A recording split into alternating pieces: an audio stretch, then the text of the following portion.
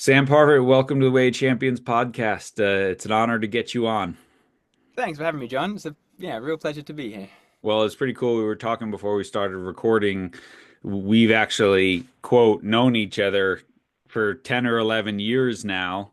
Kind of when you were kicking off this initiative, we had a phone call back in 2014, I think you said.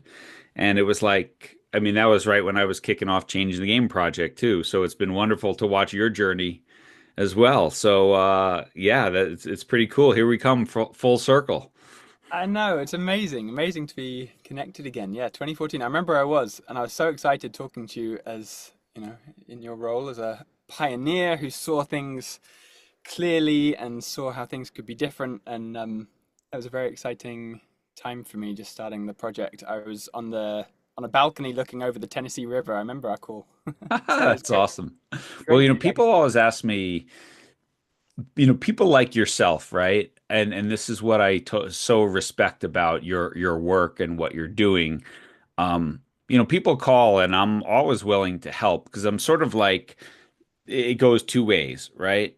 That if you really want to start a movement, a project, a business around this, if you really want to make a difference, well, why wouldn't I want to help that person, right? Like that sounds great to me. So let me tell you everything that I screwed up or did wrong or wasted money on or whatever, and what worked well for me so you can do that. Because I also know that it's really hard.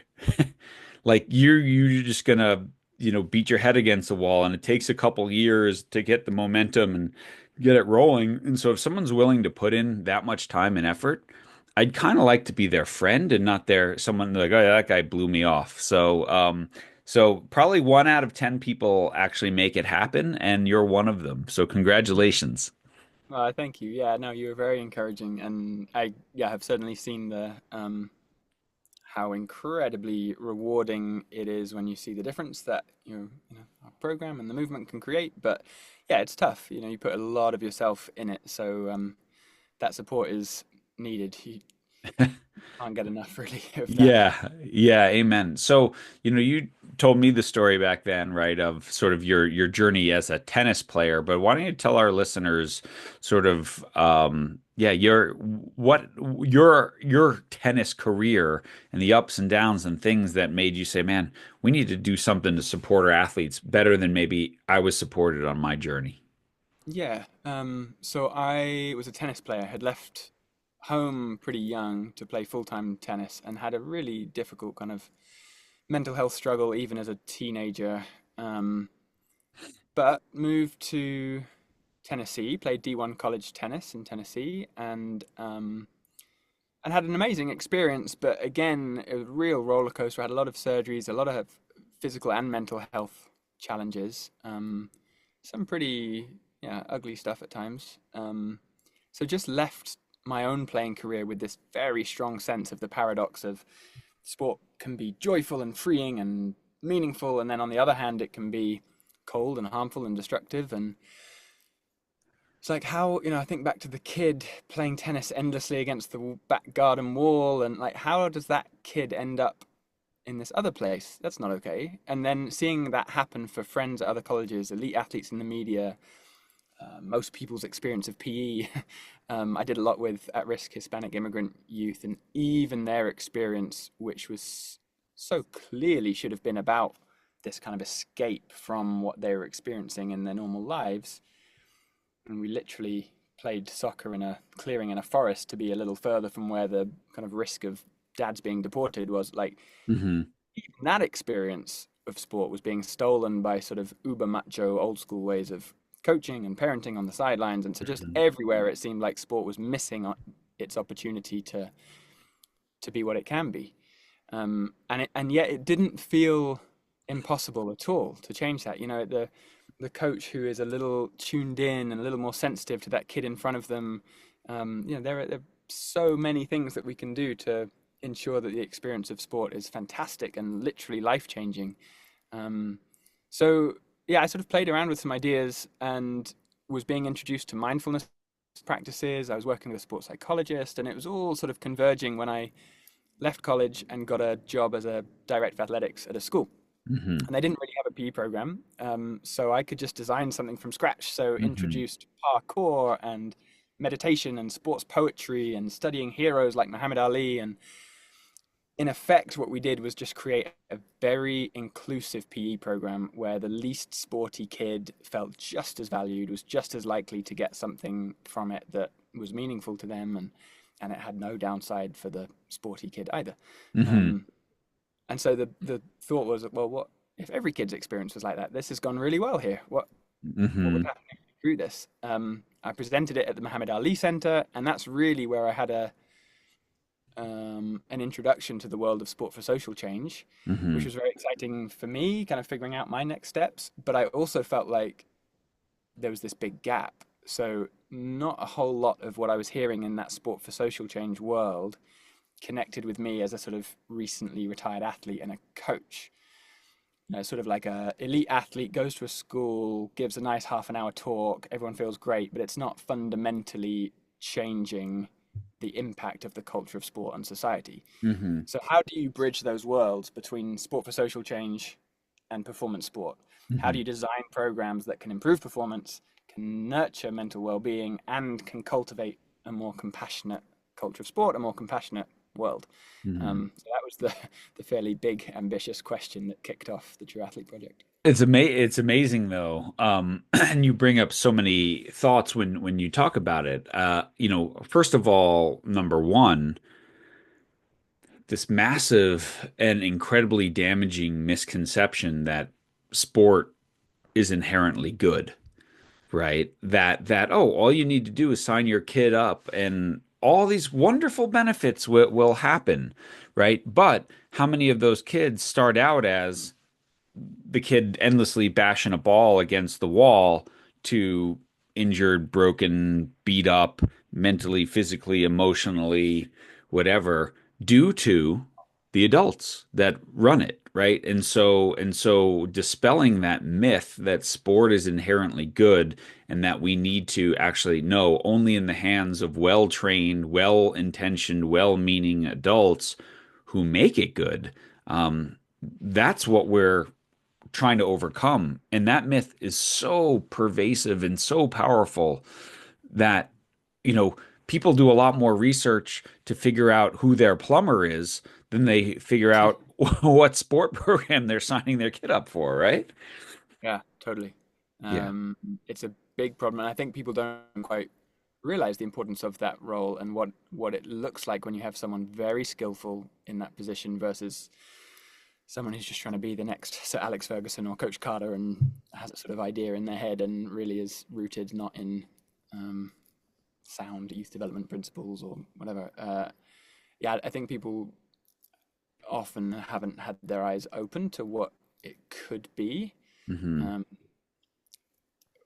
yeah, we work with national governing bodies to help them craft their strategies to really challenge yeah, what the experience needs to be. How do we become needs led, not just more sport is better? Oh, we've got more members. Oh, we've got more sessions going on. If those members are having a horrible time, if the session you okay, brilliant, you've run 200 sessions instead of 100, but what if those 200 sessions were were awful for the kids? Right. Or you've There's signed up 1,000 kids and they walk in the front door and a year later, 800 walk out the back door. All it means is you're good at marketing, right. you know? Yeah, it's such an important thing, and I think also the misconception of what is great coaching. We had a NHL strength and conditioning coach and NBA strength and conditioning coach on the podcast, Mike Potenza, and he had this great line. He said, he said, "What's the most important tool for a strength and conditioning coach?" He said, "A couch." Hmm. A couch so I can talk to my athletes and connect with my athletes and help them understand that I'm in it for them. And he's working with the best of the best in the world, right? Golden State Warriors and San Jose Sharks and NHL. He's winning championships. He's doing this, and he's like, a couch. Just buy me a couch. The rest is I'll take care of, and it's just such a fascinating thing because when you're working with sport governing bodies and me as well, my question is, where's that in your coach education? You got a lot of drills, you got a lot of periodization and ATP and recovery and tactics and all this stuff. Where's the part about relationships and connection to your athletes and communicating better and listening? Because that's coaching. And it's missing in a big way, isn't it? Yeah, totally. We just started a project which feels like a bit of a pinch me moment with training UNICEF staff, Hmm. and the first workshop was all about that. So arriving with presence, embracing vulnerability, and listening deeply.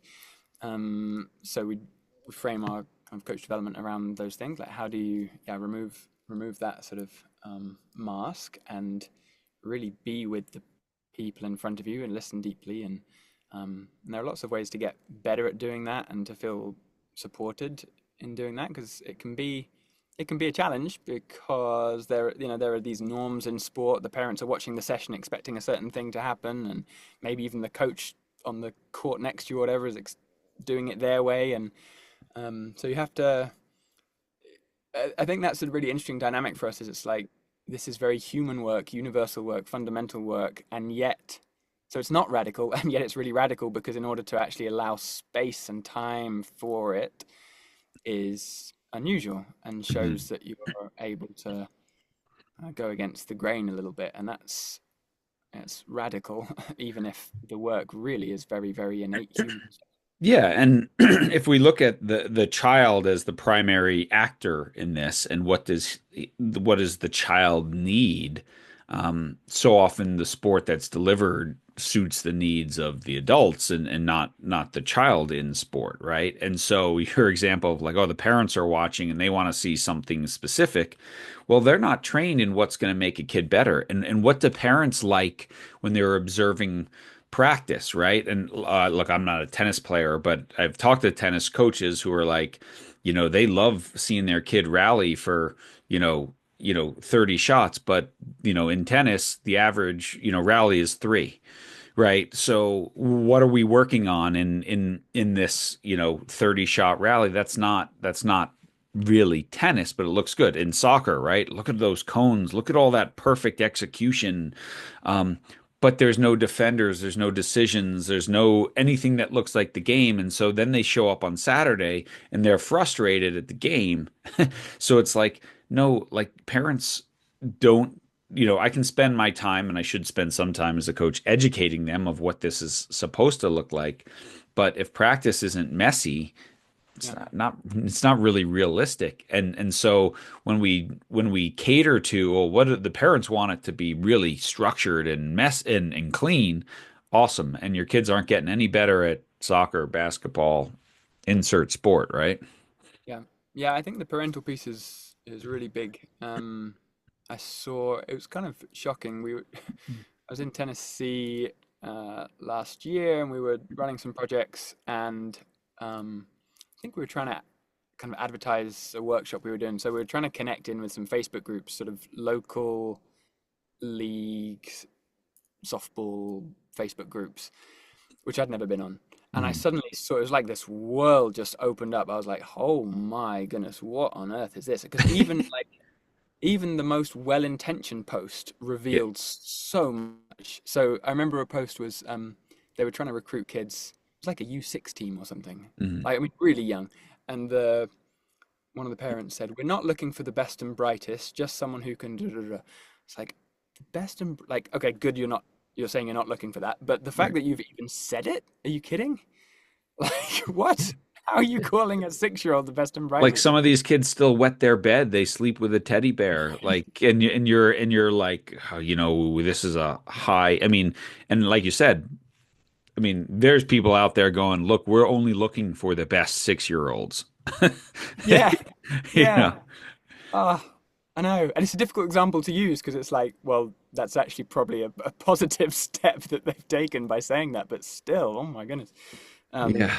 we we did some work. So we recently ran the athlete enrichment program at the National School Games final. So we had a lot of our mentors. So we run athlete mentoring programs. So Mhm. amazing world-class athletes, Olympians, Paralympians, professional athletes.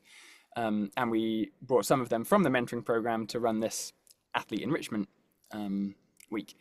And as part of that, we ran some sessions for parents, and it was brilliant because one really definite thing that I've learned running the Triathlete Project is almost the higher level the athlete, the more they get a more holistic approach, values-led approach, the need for Hmm. rest and softness as well as grit, and have this much more kind of wholesome approach. And so for parents to be able to listen to that and have it come from them and not just me as a meditating tennis player who likes this stuff was really, really, really helpful. Yeah. A lot of it is sort of trying to help parents and coaches uh, uh, be okay with kind of being in the gray. It's not absolute. It's not black and white. You know, your kid can have a packet of Haribo, and it's not going to mean they're not going to make whatever team in 10 years' time. Like they're a kid. So a Yeah. lot of it sort of just uh, easing the pressure because a lot of that comes out of good intention, right? The parents want their kid to have great opportunities and move on, and it comes out of love, but is really misunderstood how to actually get there effectively. And I mean, just I always say to parents, like your child gets one childhood. Don't steal it from them by thinking you're on this high performance sport path, because in all likelihood you're not, right? If you have, no offense, lousy genetics, your kid's probably not going to make it, you know. And so like it's they get this one childhood, and they can still, like you said, they can still be on this, you know, a path to really good performance. And when their team goes away for the weekend and plays a tournament, they can still swim in the pool. It's going to be okay tomorrow, you know. And I get these coaches, or you know, I hear of these coaches or these parents who, like, you know, they go there and the kids are in the hotel and they just want to hang out with their buddies, and they're 10 years old and they want to jump in the pool for 30 minutes, and the coach is like, no pool, right? No hall hockey, no what, you know, like no fun. And you just like, I want to grab that coach, like in 10 years and 20 years, these kids will never remember the scores of the game, but they'll remember some epic front flip session into the pool Yeah, or whatever, you you know? just yeah, you just reminded me the in tennis tournaments. I had a friend Ed. I'd not really thought about it. We used to play. We invented a little sport between matches called. I just remember can you football, and it was we had stood a tennis can up and kicked a tennis ball to it, and you had to basically touch the can without knocking it over. It was an empty can. Ah, But nice. that's the thing I remember from the tennis tournaments. Yeah. Yeah.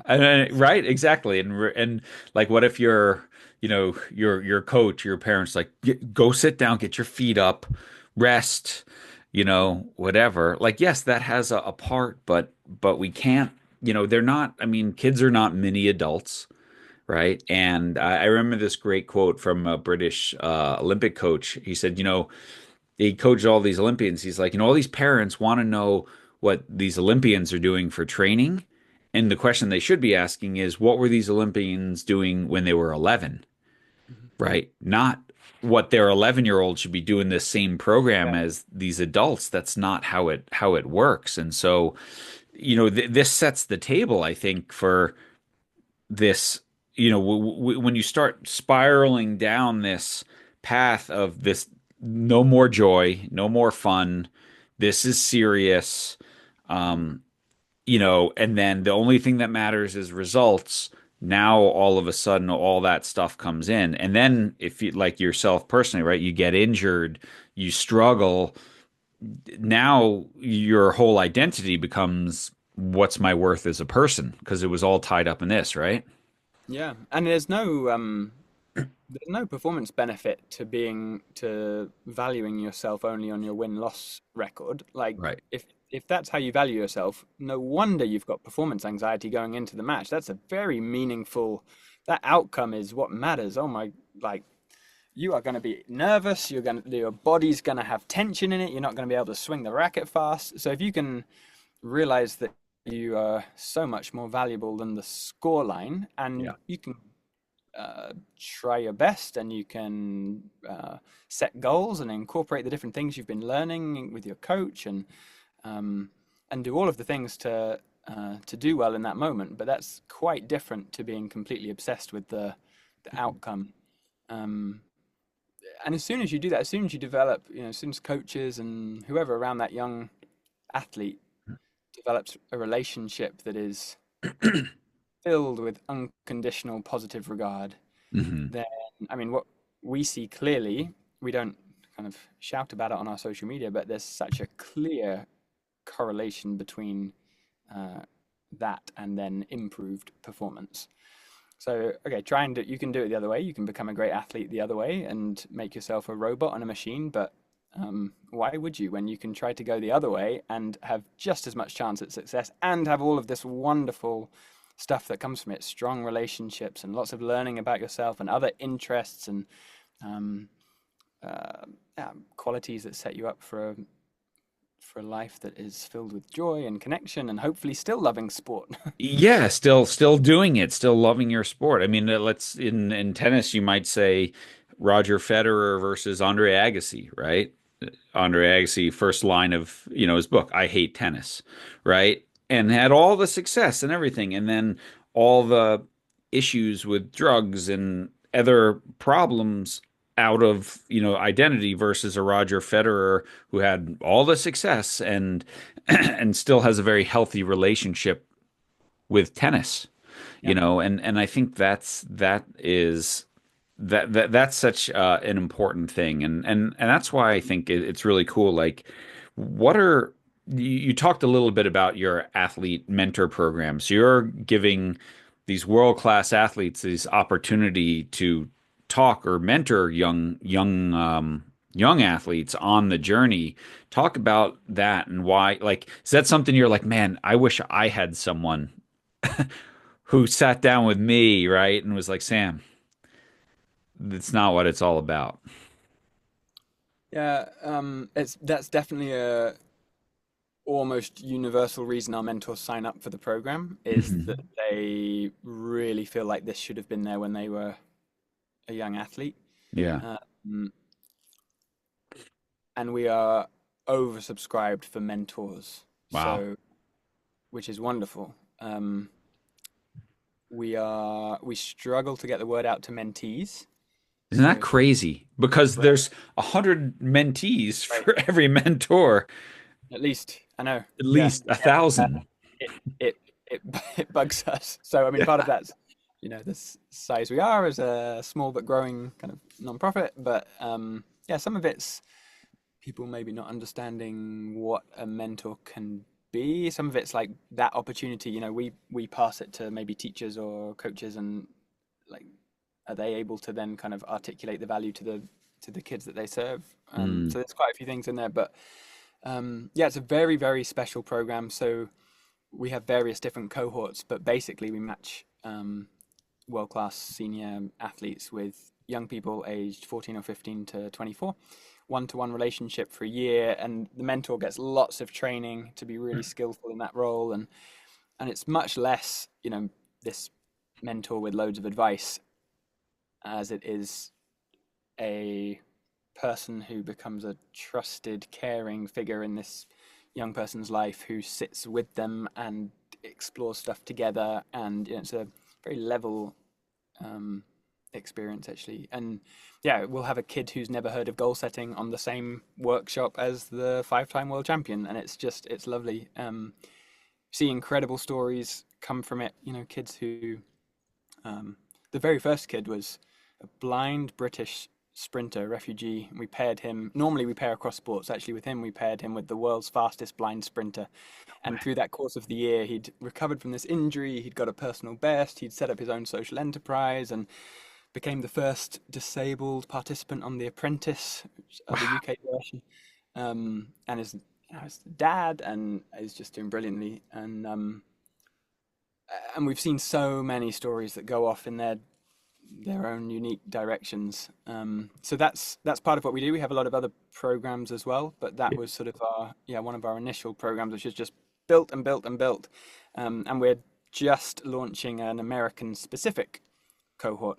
because Hmm. even on our global program, we tend to have European athletes. So we're launching our American cohort for the first time in a couple of months. So we're recruiting now for mentees and mentors. Yeah. I mean, it's amazing. Like I think about this of like any kid who's on this high performance path, like how likely, parents to buy him or her the new $400 carbon fiber bat or the $500 driver or Yeah. the new putter or, shoes, whatever, but they won't pick up a $20 book. They won't Hmm. say, wow, here's this great opportunity for my kid to be guided by someone who's been there and done that. It's just easier to go buy the bat, right? And Right. and Yeah. and and that's it's sad because there's so much value. And like you said, it's value both ways as well. Yeah. Like I imagine your mentors learn a lot about themselves and you know explore their own journey just by Absolutely. being asked questions and answer questions, and they start thinking about it in the third person a little bit as well. Yep. Yep. Yeah. Truly life-changing value for both. And yeah, it does can be tough. Some of these families can spend a couple $100 on a family dinner, and then like we're trying to make this like really once in a lifetime opportunity to have this level of kind of connection and training and development with a mentor, but also with a pod of mentors. We have them in kind of groups as well, plus our team. And um, yeah, but for sure, the mentors they always say they get just as much out of it, or they think they've got more out of it than their mentee, which maybe isn't true, but they definitely will say that. And we ask our mentors whether mentoring a kid has actually helped them with their own performance, because they're often still competing. Absolutely 100% say 5 out of 5 on that question, that actually mentoring a young person helps them with their own performance. And the same, we have some athlete for social change training programs, both for high school age but also for world class athletes. Same thing, we see such a clear correlation between the athletes who are developing projects in their community with then doing having brilliant results. Hmm. uh, so yeah, that helps the argument to um, the people who pull the strings and the sort of gatekeepers, the performance directors and whoever else. When you can, it's not about the performance bit, but it is helpful that yeah, that it connects. Yeah, so I was talking with a woman on the podcast, Dion Kohler, and she's a sport law expert and really super interesting woman, and she's written, I think, the first book on U.S. sport law.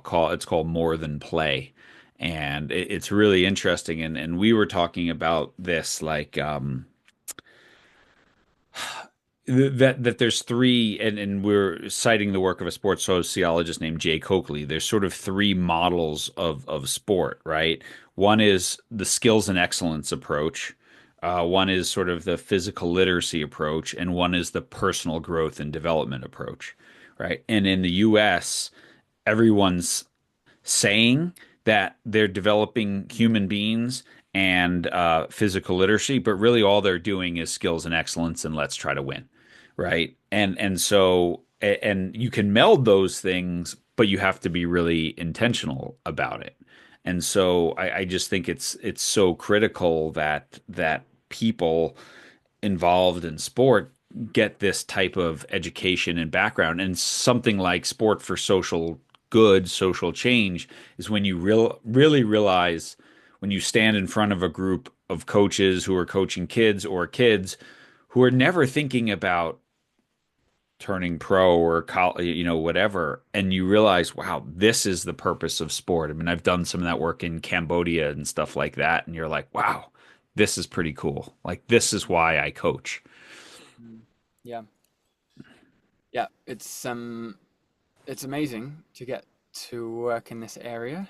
And there is such opportunity. Sport is where people can derive their meaning and have their best memories in life can be hitting a ball back and forward with their dad or watching their cousin play and wanting to be like that, or it stores a lot of meaning for us. So it can be very sad if that's taken away. And to realize how much sport is happening right now as we're having this conversation, millions of kids having an experience which it's not that it's necessarily kind of harmful or there is some of that, but I think there's also such a big problem in the sort of neutral space in between, the sort of average experience that just isn't moving into that space that is that's sort of magical, and it's right there, it's right on our fingertips. We see it, although our work is long term,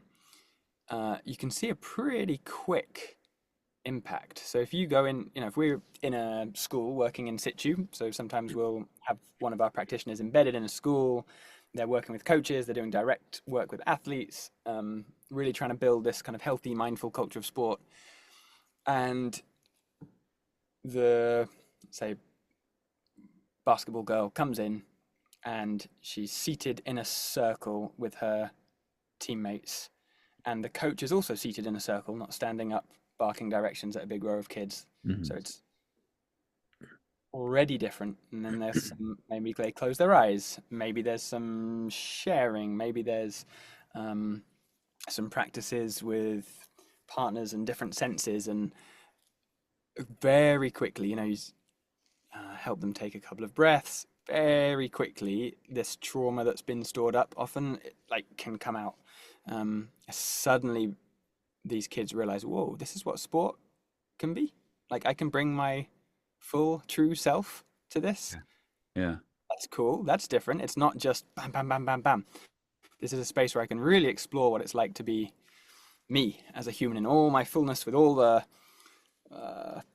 all the baggage, all the difficulty, all the challenge. I don't have to leave it at the door and pretend I'm this kind of tough, gritty, never give up person. Like I can just be me in this space, and I've got a Mhm. coach that honors that and respects it, and I've got teammates who are buying into it, and it's uh, it's a pretty special thing to see that unfold. Yeah, I'm anxious. Like we see such amazing impact from it. These stories from kids saying that it's sometimes saved their life or changed their life, or it's led to whatever next step for them. Um, Makes me very anxious to like do You know, more of it and try and grow. this thing happened to me probably after you and I spoke that first time in 2014, but I remember going to a small little city in Colorado and doing like an all-day workshop for coaches and parents and stuff like that. And so I remember getting ready to get started, and right before we go, this guy walks in with like five or six high school aged boys. And I'm like, all right, who's this? And what is this here? Like these guys look different. Because there was a couple other kids in there, but they looked like, let's call them your normal sporty kid, right? And so, I asked the guy, and he was from a local juvenile detention center. And these kids were, high school age kids, but they're locked up and whatever. And so throughout the day, they participated and they shared. And every one of those kids eventually shared the story how when sport left their life, the time was filled with the decisions that eventually put them in jail, Right. right? They started stealing drugs, drinking, whatever. And they had different stories why they left. A coach who was bully, a coach who made me quit. Money, we couldn't afford it anymore. Teammates treated me poorly and the coach didn't do anything about it, whatever. But there was this delineation between sport gone, bad Yeah. decisions enter their lives. And it's always stuck with me, that day, that moment of like, that's the power of sport. Not because those kids were going to be college athletes or pro athletes or maybe even high school athletes, Yeah. but because it had the potential to keep them centered on a positive, Yeah. healthy activity, hopefully surrounded by some people, mentors that they could look up to and go, "Oh, I want to be like that guy, or I want to be like that woman." And Because yeah, what does make it even mean? It's like um, you can't even kind of quantify that. And there'll always be the next step, the next step, the next step. Even Federer isn't now the player with the most Grand Slams. Like, Yeah. where is make it? What is make it? It means nothing at all. So Yeah. I think letting go of that concept for people is really important. Really interesting that there's such a clear moment Yeah. of sport leaving for those kids. I was in one of our first ever projects was a retreat in Costa Rica, Mm. which was amazing. And so 5 days, and conversation starts to get quite deep. And it was one of the participants on the retreat who was talking to me at dinner, and I'd kind of opened up about some struggles. And uh, I don't know if you can swear on this podcast. You can. I can always click the You can. explicit button. Um, uh, and he said, "Okay, so you're telling me that you went from age 3 to 23, hitting the shit out of a tennis ball for like thousands of times a day, and then you stopped at age 23, stopped dead, and then you're wondering where all of that energy went and why maybe it went into like some unhealthy places." I was like, "Oh yeah." Like, that's pretty obvious now.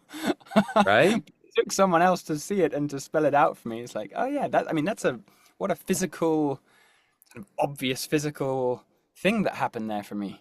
But I Yeah. didn't, if you're not, I think especially if you're not used to like being open with people, having people around who you sort of trust to chat to, and um, yeah, kind of it can just stay inside and come out and then But sort you of said that as an athlete, we're told don't show emotion, don't show fear, to like beat it down, hammer it in, right? And but it always comes out, right? I'm older than you. I'm 53. It comes out. Whatever you dealt with as an athlete in your childhood, or on and off the field and the court, whatever, it comes out. Like it manifests itself in, you know, bad relationships or drinking or whatever number of things, it doesn't go away. And so to address it is one of the most important things. And I think sports at least getting better because we do have high profile athletes talking Mhm. about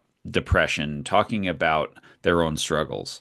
And they have the money and the notoriety to get the help they need to work through it. And I think every athlete as well goes if you've poured enough into it, you go through this transitional moment where it's over that you have to deal with the end of your career, right? And it's hard enough for the person with millions of dollars in the bank. It's much harder for the college athlete who just did their ACL for the third time and is told you can't play anymore, and that's their identity. And so Yeah. getting them people who have experienced that before is so critical.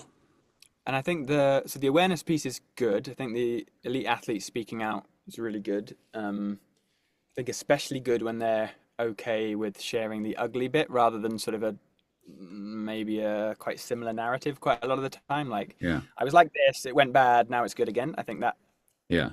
is so helpful sometimes. I think actually if we can see some of the ugly stuff, that's tough for people to share, but I think Yeah. that's important. So the awareness bit is good. I just think that the how of changing things is still out there. So like so our approach, I was going to say solution, not necessarily the solution, but our approach is to integrate mindfulness-based practices with the delivery of sport. Hmm. So there are very specific things that we can be doing, breathing techniques, attentional regulation techniques, emotional regulation techniques, and they can be made dynamic and made sporty and made really connected to being an athlete and improving at your sport, that are also doing a lot of other things at the same time in terms of our well-being and creating an inclusive environment. Um, and there's a big lack of understanding of what mindfulness is.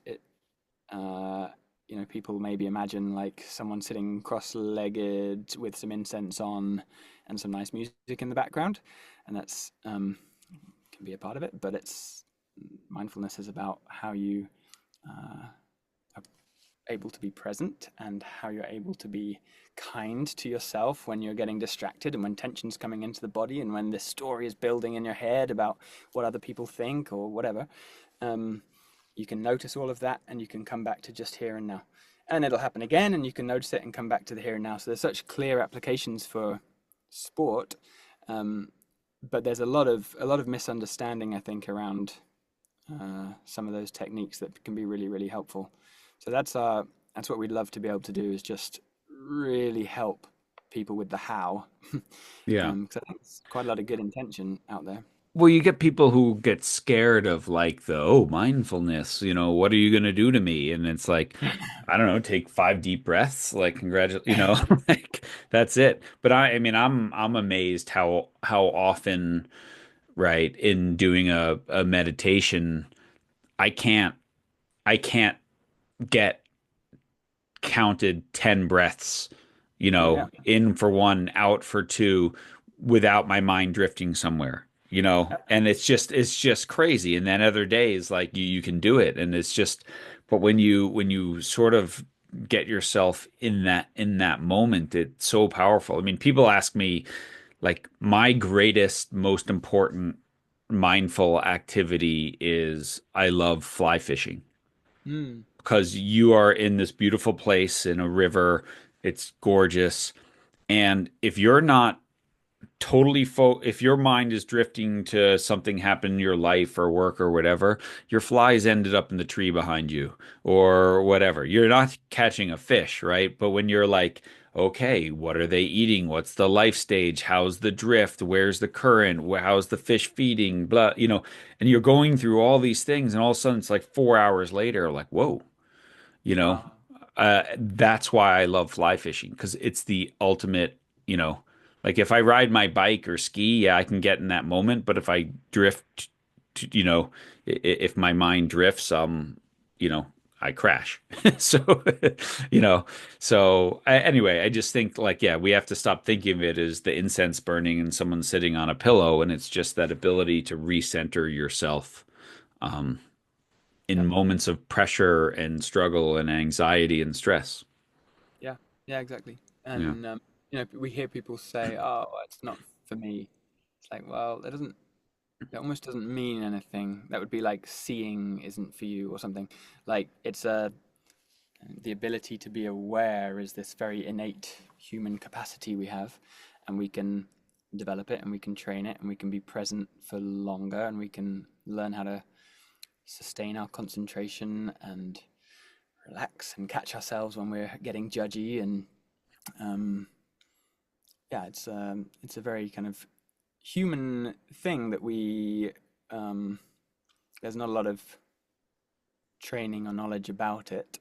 Yeah. Um, yeah, And again, this takes if we use sport as the vehicle to deliver this mhm, takes it from beyond skills and excellence to personal growth and development because this is a tool that you're going to use before you take a test in school, before you have to go give a presentation at work, whatever all these things are. It's not like, oh, this ends with tennis practice. Like, no, this is life. yeah, yeah, Yeah. yeah. We see it all the time. Yeah, it can be quite difficult for us actually, in a really good way. We see such different outcomes for each person. So we ran a coach development course recently, and we had 20 volunteer coaches. And honestly, their sort of testimonials at the end were in such different directions. For one, it helped him diffuse tension between his parents who were getting a divorce. Another, our work had helped them uh, interact better with the shy kid in class. Another, it helped her study for her exams. She was still in school, and so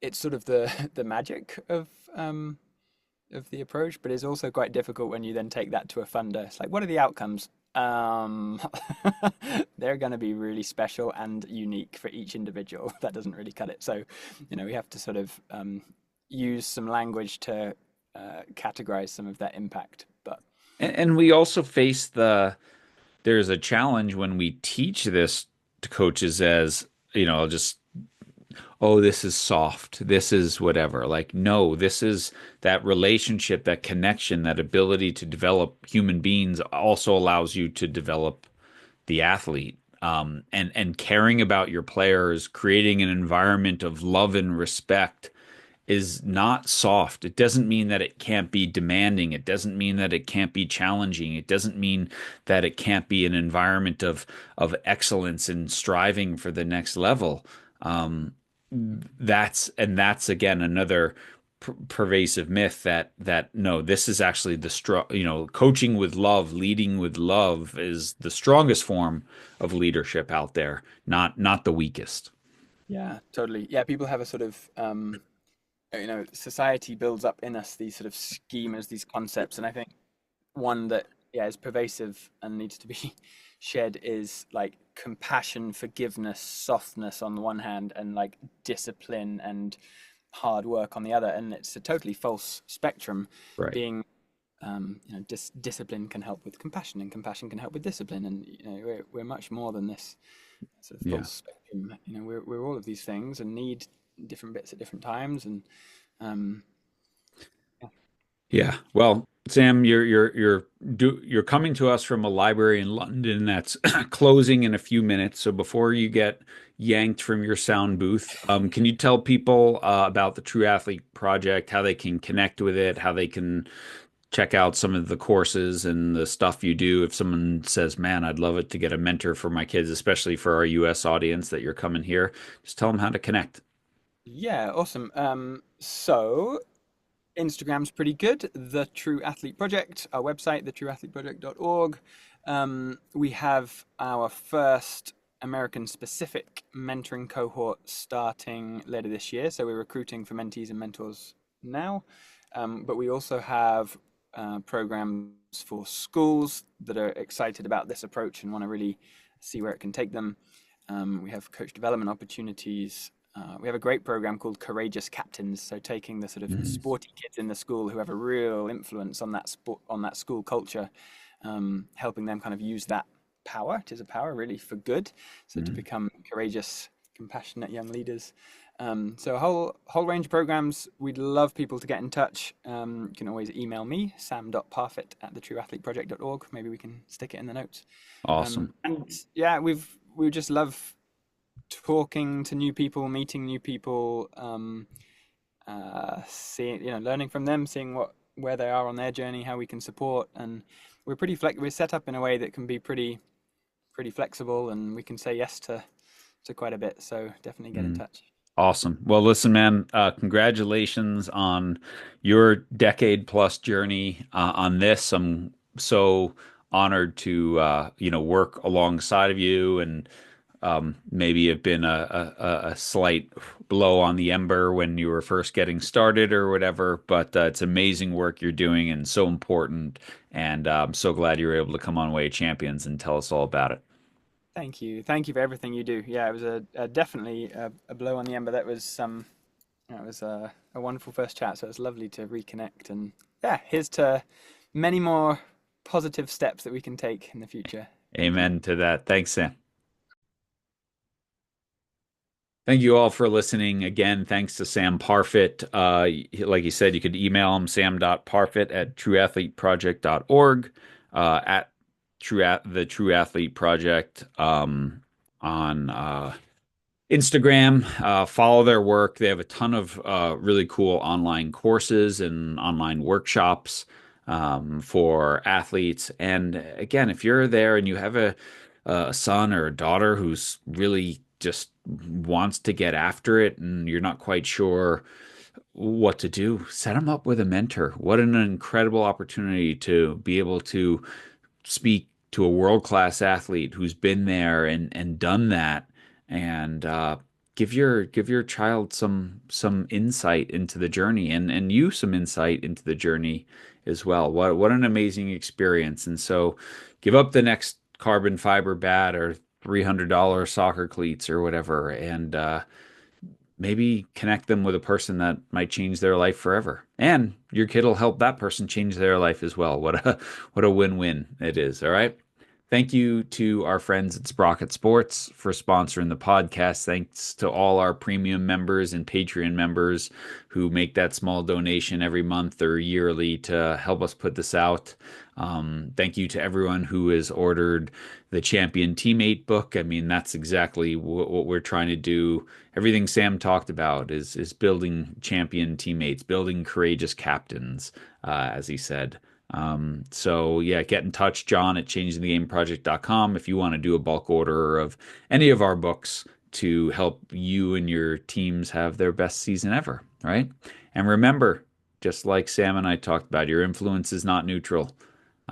Everything you do has a ripple effect. Every little conversation, every time you enter a room, you have influence. So be aware of it. Make it a positive one. We'll see you again next week, everybody.